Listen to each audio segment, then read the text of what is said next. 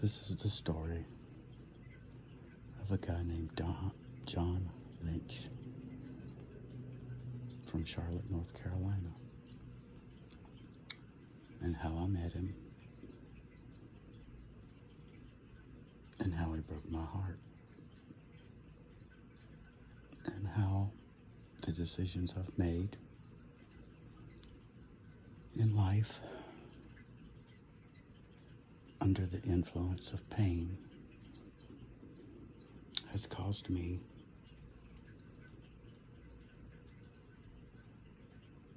unbelievable heartache, unbelievable financial problems, although I was able to overcome most of them and excel, actually, which is probably the good part of what happened.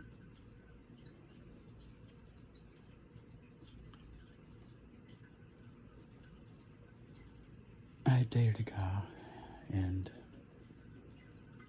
he had a very bad drug problem.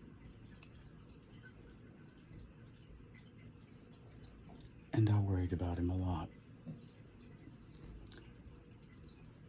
But he was always online at a gay dating pickup app. And so I would check with it frequently to see if he was online. And if I'd see him online, then I would know he was alive. For a while after I dated this guy, I decided that I was going to concentrate on work and only do work things and not worry about having a boyfriend or being with someone.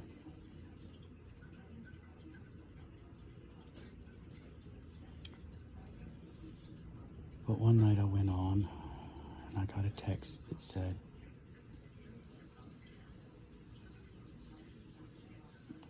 "We are close, we should meet." And I looked at this text and I said, back to the person, I am not going to meet anyone. I am not in the position to meet anyone, and I'm not on here to meet anyone. I'm only here to check on someone, and I will not be meeting anyone. Well, he was persistent, and he said, "I want to meet you anyway. And basically, please let me meet you." And I said, "No." I said, "I have not bathed in 2 days. I've been outside sweating and painting. And I have just eaten a big plate of spaghetti, which I made the sauce with extra garlic. So I have no intentions of meeting anyone." And he said, "That turns me on more." Gross is what I said. But anyway, I gave him a way to find me, and I figured he wouldn't, because where I lived, I would bet no less than 1,000 people during the time period that I was there, between clients and customers and friends and family that would visit over the 6-year period I was there, that not one of them found their way to my front door. It doesn't matter whether they gave them directions, GPS, no matter what. I would have to go find them in the apartment complex that I lived in and bring them to my front door. Not one ever found it. Not one. So I said to him, "If you can find me, I'll meet you." And I did not tell him an address, did not give him directions, did not give him anything. Now, grant you, the app has a locator, and it tells how far away people are from you. And there is a way you can find people. But 10 minutes later, he come walking through the bushes next to where I lived and found me. And he came up and gave me one of those movie star kisses. You know, the kind where they lean you over a little bit and kiss you. Usually you see it between a man and a woman. You don't usually see two men do that. But in this case, it was like a dream. And he turned out to be 6'2", muscle on top of muscle, beautiful face, blue eyes, dark hair. What everybody would dream to be.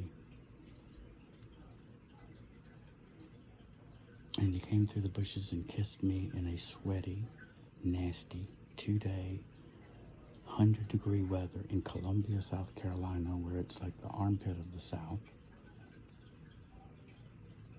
with garlic breath, double garlic breath, and onion and whatever you put in pasta sauce, and I'm Italian, so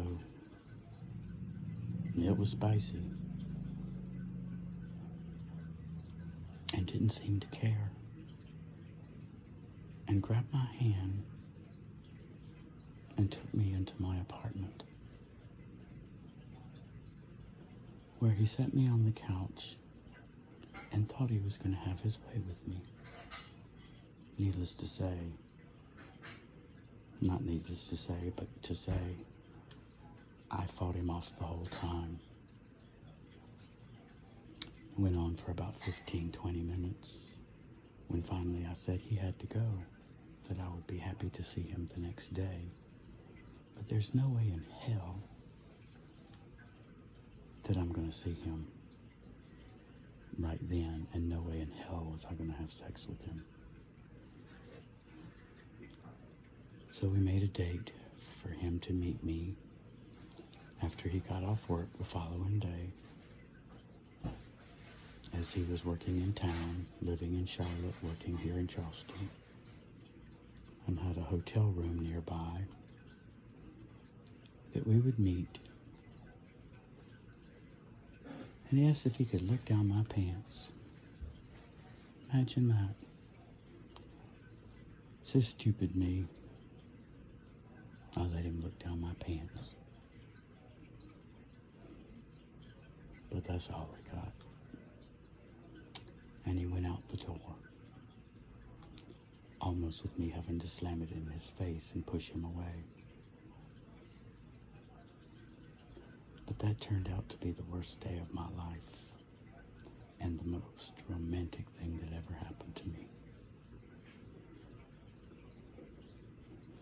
The story continues.